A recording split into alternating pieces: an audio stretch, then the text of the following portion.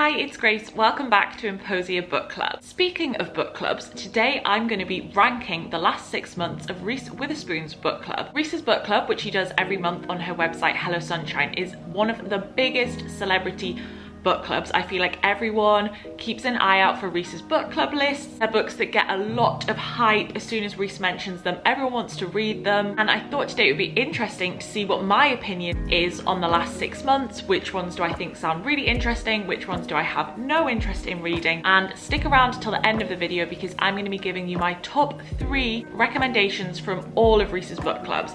Of all the books she's ever picked, the ones that I think you absolutely need to read. So let's talk about the last 6 books that Reese has picked for her book club, and then we'll rank them.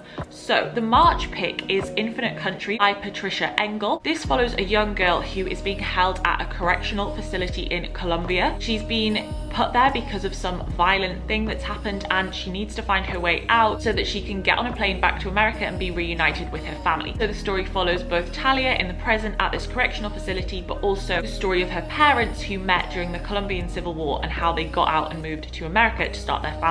The February pick is The Sanatorium by Sarah Pierce. This is a thriller and it takes place in an isolated hotel in the Swiss Alps. We're following our main character who is a detective but takes time off work to go to her estranged brother's wedding. Her brother's fiance goes missing one morning, no one knows where she is, and then the power is cut off to the hotel, isolating them all even further, and she has to investigate. The January pick was Outlawed by Anna North. This is set in the 1890s and we're following a young girl called Ada who is in difficulty because she can't produce a child for her husband and is being kind of cast out by society for that reason.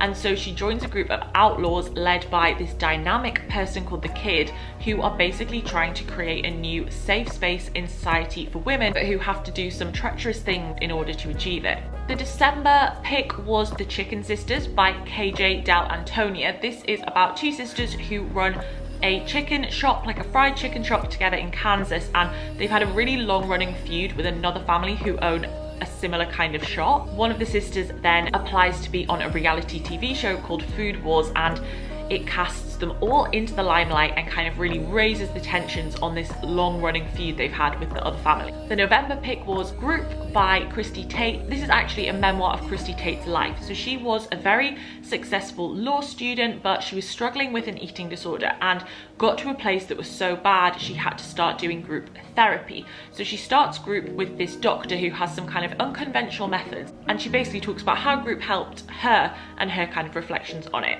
And then the October pick was His Only Wife by Peace Adzo Mehdi. This is kind of a coming of age story about a young girl in Ghana who is a seamstress, and her and her mother are kind of not very financially stable, but then a very rich man proposes to her, and so she has the opportunity to move in with him, live this life she's always wanted to, and be able to send money back to her mother.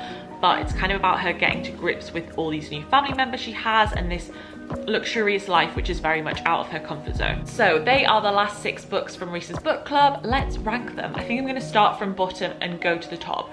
So the book that I'm least interested in is probably The Chicken Sisters by KJ Del Antonia. It sounds like quite a fun, light-hearted read, which isn't typically what I read. I'm not against it, but I also don't really love books about reality TV or famous people. That's just not typically a trope that I enjoy. So nothing about this blurb is making me think it sounds awful, but nothing is really particularly appealing to me, apart from the fact it has sisters in, but I feel like a lot of books have sisters in. In 5th place, I'm going to put Outlawed by Anna North.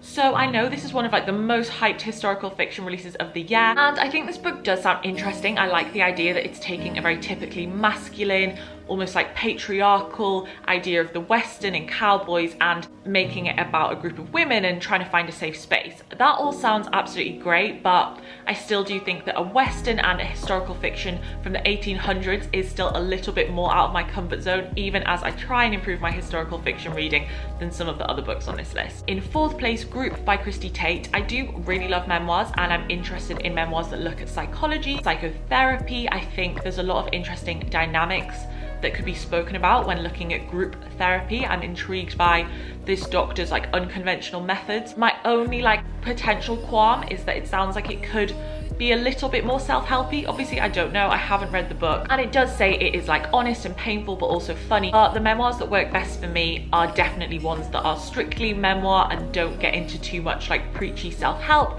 So this is one that I definitely wouldn't rule out, but I maybe need to do a little bit more research into. In third place, I'm going to put The Sanatorium by Sarah Pierce. I absolutely love thrillers, and I love really claustrophobic, like locked room thrillers where there's only a limited number of suspects it could possibly be. There's also just so many thrillers that come out all the time that I'm always interested by the ones that come like personally recommended or that are getting a lot of hype, because it's like the best feeling in the world when you find a new brilliant thriller that you can't put down. So yeah, I'm definitely interested in reading this one, especially when it has that Reese tick of approval. In second place, I'm going to put Infinite Country by Patricia Engel. I think this book sounds amazing. I would 100% pick it up right now. Also very interested by this violent incident, which has meant that Talia is in a correctional facility. Like immediately, I just want to know what happened. I also really enjoy dual timeline stories. It sounds like this book's going to be covering a lot of themes that really appeal to me, but also has a plot that sounds exciting. And then in first place, it was kind of obvious that it was going to be His Only Wife by Peace Adzomedi, because